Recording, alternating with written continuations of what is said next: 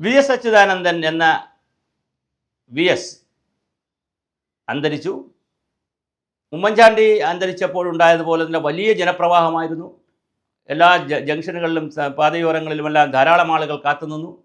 രാത്രിയും പകലും വിചാരിക്കുന്ന 5 മണിക്കൂർ കൊണ്ടോ 3 മണിക്കൂർ കൊണ്ടോ 4 മണിക്കൂർ കൊണ്ടോ എത്തേണ്ട വാഹനം 20 മണിക്കൂറോളം എടുത്താണ് എത്തിയത് ആലപ്പുഴയിൽ. അപ്പോൾ വലിയ ആവേശമുണ്ടാക്കി.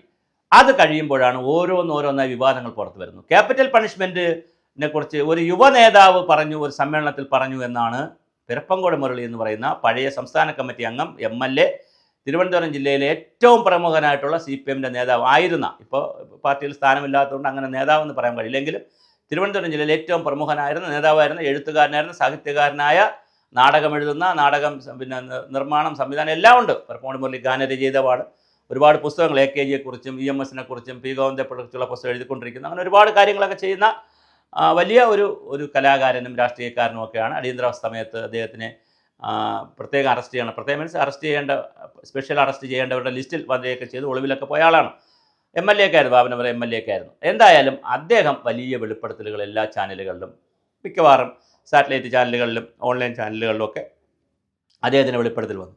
അത് കഴിഞ്ഞാണ് കഴിഞ്ഞ ദിവസം സുരേഷ് കുറുപ്പിൻ്റെ വക ഒരു ലേഖനം മാതൃഭൂമിയിൽ വരുന്നത്. ആ ലേഖനത്തിൽ പറയുന്നു, ആലപ്പുഴ സമ്മേളനത്തിൽ വെച്ച് ഒരു പെൺകുട്ടി, ഒരു ചെറിയ പെൺകുട്ടി എന്ന് പറയുമ്പോൾ അന്ന്, ഇപ്പോൾ വർഷം കുറേ കഴിഞ്ഞല്ലോ, ഇന്നിപ്പോൾ അവർ മുതിർന്നല്ലോ, ചെറിയ പെൺകുട്ടി ഇതുപോലെ സമ്മേളനത്തിൽ പങ്കെടുത്തൊരു പ്രതിനിധി ഇതുപോലെ പണിഷ്മെൻറ്റ്, ക്യാപിറ്റൽ പണിഷ്മെൻറ്റ് കൊടുക്കണം എന്ന് പറഞ്ഞു.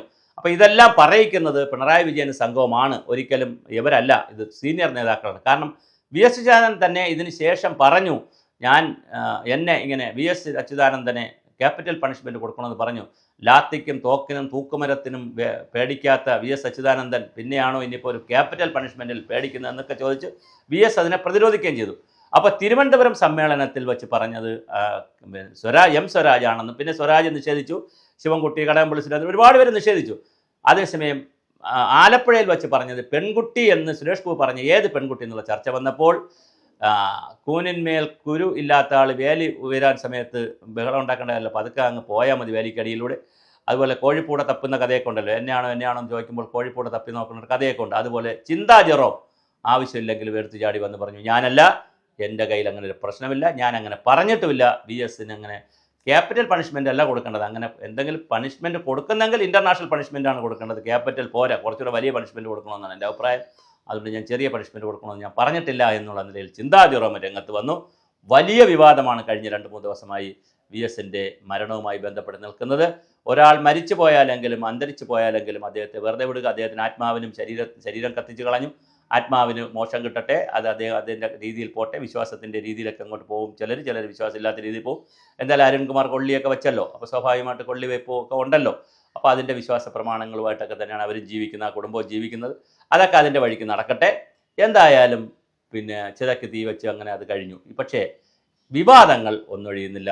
ക്യാപിറ്റൽ പണിഷ്മെൻ്റ് എന്ന് പറയുന്ന കാര്യം ആരാണ് പറഞ്ഞത്? ആരും പറഞ്ഞില്ല എന്ന് കടകംപള്ളി പറയുമ്പോൾ, ആരും പറഞ്ഞില്ല എന്ന് ശിവൻകുട്ടി പറയുമ്പോൾ, ആരും പറഞ്ഞില്ല എന്ന് മറ്റ് നേതാക്കൾ വന്നു എന്ന് പറയുമ്പോൾ, കുറച്ച് പേർ പറഞ്ഞു, 2 പേർ പറഞ്ഞുവെന്ന് പിരപ്പങ്കോട് മുരളി തിരുവനന്തപുരത്ത് നിന്നും കോട്ടയത്ത് നിന്നും സുരേഷ് ഗോപിയോടൊപ്പം വളരെ അസന്നിഗ്ധമായി പത്രങ്ങളിൽ ലേഖനം വഴിയും അല്ലാതെയും ചാനൽ വഴിയൊക്കെ പറയുമ്പോൾ ഇതിൽ ആരാണ് കള്ളം പറയുന്നത്? ശരിക്ക് ഈ ക്യാപിറ്റൽ പണിഷ്മെൻറ്റ് കിട്ടേണ്ടത് ജനങ്ങൾക്കാണ്. കാരണം ഈ കള്ളത്തരങ്ങളൊക്കെ കേൾക്കുകയും അതിനെ പ്രൊമോട്ട് ചെയ്യുകയും അതിന് കൈയടിക്കുകയും ചെയ്യുന്ന ജനങ്ങളാണ് ക്യാപിറ്റൽ പണിഷ്മെൻറ്റിന് അർഹർ എന്നുള്ളതാണ് പുതിയ കഥ.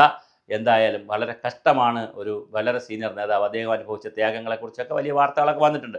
എതിരാളികൾക്ക് പോലും, കമ്മ്യൂണിസ്റ്റ് പ്രത്യയശാസ്ത്രത്തിൽ വിശ്വാസമില്ലാത്തവർ, കമ്മ്യൂണിസ്റ്റ് പാർട്ടിയെ ശക്തമായി എതിർക്കുന്നവർക്ക് പോലും വി എസ് എന്നൊരു വ്യക്തി എന്നുള്ള നിലയിൽ അദ്ദേഹം ചെയ്തിട്ടുള്ള സേവനവും സമൂഹത്തിന് വേണ്ടി ചെയ്ത കാര്യങ്ങളെക്കുറിച്ചൊക്കെ മതിപ്പുണ്ട്. അത് പലരും ചാനലുകളിലൊക്കെ പറഞ്ഞതാണ്. അപ്പോൾ അങ്ങനെ എതിരാളികൾ പോലും അഭിപ്രായം പറയുന്ന രീതിയിലേക്കുള്ള ഒരു കാര്യം വരുമ്പോൾ, ഒരു നേതാവിൻ്റെ മരണം വരുമ്പോൾ, തീർച്ചയായിട്ടും അതിനെ അവിടെ കുത്തിത്തിരിപ്പുണ്ടാക്കി അതിനകത്തുകൂടി ബഹളമുണ്ടാക്കി പരിപാടി നടത്തുന്നത് ശരിയല്ല. എന്തായാലും ക്യാപിറ്റൽ പണിഷ്മെൻറ്റ് കൊടുക്കണം എന്ന് പറഞ്ഞത് വളരെ ഗുരുതരമായ ഒരു ആരോപണമാണ്. അങ്ങനെ പറഞ്ഞിട്ടുണ്ടെങ്കിൽ, ഇതാരും പറഞ്ഞില്ലെങ്കിൽ എങ്ങനെയാണ് ഈ 2 വാക്ക് കേരളത്തിൻ്റെ എയറിൽ പൊതുമണ്ഡലത്തിൽ വന്നത്? ക്യാപിറ്റൽ പണിഷ്മെൻ്റ് എന്നുള്ള 2 വാക്ക് എങ്ങനെ ഈ പൊതുമണ്ഡലത്തിൽ വന്നു? അതാരെങ്കിലും ഇരുന്ന് ബാത്റൂമിലോ അല്ലെങ്കിൽ വീട്ടിനകത്തിരുന്നോ എവിടെയെങ്കിലും സിറ്റ് ഔട്ടിലിരുന്ന് പിന്നെ ക്രിയേറ്റ് ചെയ്ത് കോയിൻ ചെയ്ത് 2 വാക്കല്ലല്ലോ. എന്തായാലും ആ 2 വാക്ക് വി എസ് ഇറങ്ങിപ്പോയതിന് ശേഷം, വി എസ് ആലപ്പുഴ സമ്മേളനത്തിൽ നിന്ന് ഇറങ്ങിപ്പോയതിന് ശേഷവും ഇത് വരുന്നുണ്ട്. അപ്പോൾ വേറൊരു കരക്കമ്പി കൂടി കറങ്ങുന്നുണ്ട്, അതുകൂടി പറഞ്ഞ് അവസാനിപ്പിക്കാം. പാർട്ടി സമ്മേളനം ഒരു സ്വകാര്യ പരിപാടിയാണ്.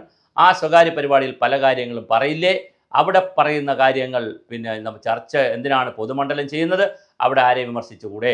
തീർച്ചയായിട്ടും പാർട്ടി സമ്മേളനങ്ങൾ വിമർശിക്കാം. ഞാനും രാഷ്ട്രീയ പ്രവർത്തനം നടത്തി പാർട്ടി സമ്മേളനങ്ങളിൽ പോയിട്ടുണ്ട്. നന്നായി മുഖം നോക്കാതെ വിമർശിക്കാം. പക്ഷേ വ്യക്തികളെയല്ല വിമർശിക്കുന്നത്, അവരുടെ പ്രവർത്തികളെയാണ്. അങ്ങനെ VS ചെയ്ത ഏതെങ്കിലും ഒരു പ്രവൃത്തിയെ വിമർശിച്ചിരുന്നെങ്കിൽ എത്ര മനോഹരമാകുമായിരുന്നു. അതിനു പകരം ഒരു വ്യക്തിക്ക് ക്യാപിറ്റൽ പണിഷ്മെൻറ്റ് കൊടുക്കണം എന്ന് പറയുമ്പോൾ അതിൻ്റെ കാര്യകാരണ സഹിതം പറയാതിരിക്കുമ്പോൾ വലിയ പ്രശ്നമാണ് വരിക. അങ്ങനെ പിന്നെ മറ്റൊരു കാര്യം, ഇപ്പോൾ പാലോട് രവിയുടെ ഒരു വാർത്ത, ഒരു ടെലിഫോൺ സംഭാഷണം പുറത്തിടുന്നു. ഇതേ കരക്കമ്പിക്കാർ തന്നെ പാലോട് രവിയുടെ വാർത്ത അത് പരസ്യ വാർത്തയാണെന്ന് ചർച്ച ചെയ്യുകയും ഇത് രഹസ്യമാണെന്ന് പറയുകയൊക്കെ ചെയ്യുന്നത് ശരിയല്ല. എന്തായാലും ഒരു സമ്മേളനത്തിൽ നടന്ന കാര്യം പുറത്തു പോയിട്ടുണ്ടെങ്കിൽ അത് അങ്ങനെ രഹസ്യമായി നടന്നതാണെങ്കിൽ, അങ്ങനെ ആലപ്പുഴയിലോ തിരുവനന്തപുരത്തോ നടന്ന CPMൻ്റെ സംസ്ഥാന സമ്മേളനത്തിൽ രഹസ്യമായി നടന്നൊരു ചർച്ചയാണെങ്കിൽ, അല്ലെങ്കിൽ അത് ആ ഹാളിൽ മാത്രം നിൽക്കേണ്ട ചർച്ചയാണെങ്കിൽ എങ്ങനെ പുറത്തുപോയി സഹാക്കളെ എന്നുള്ള ചോദ്യമുണ്ട്. അങ്ങനെ പുറത്തു പോയെങ്കിൽ അത് കൊടുത്തവരെയും ശരിക്ക് ക്യാപിറ്റൽ പണിഷ്മെൻറ്റ് കൊടുക്കേണ്ടത്.